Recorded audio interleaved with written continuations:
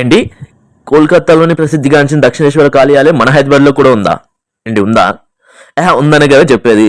అబ్బా, ఉంటే ఎలా వెళ్ళాలి? ఎక్కడ ఉందో చెప్పొచ్చు.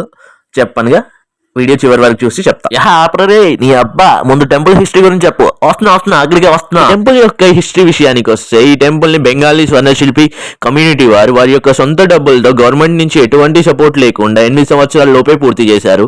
ఈ టెంపుల్ ని 3 ఎకరాల విస్తీర్ణంలో కట్టడం జరిగింది. టెంపుల్ యొక్క ఆర్కిటెక్చర్ విషయానికి వస్తే, టెంపుల్ లో కాళికామాతతో పాటు లార్డ్ శివ, వెంకటేశ్వర స్వామి, రాధాకృష్ణులు కూడా ఉంటారు. అంతేకాదు, కోల్కతాలో కాళీమాత ఆలయం ఎలా ఉంటుందో దానికి సేమ్ రిప్లికాగా ఇక్కడ నిర్మించడం జరిగింది. టెంపుల్ యొక్క గోడల మీద శివపురాణం, కాళికామాత యొక్క హిస్టరీ వివరించడం జరిగింది. అయితే నేచర్ లవర్స్ చాలా ఎంజాయ్ చేస్తారు. పిల్లలు అయితే మరీ ఎక్కువ ఇష్టపడతారు. ఇక్కడ ఉన్న డక్స్ లేక్ చాలా బాగుంది.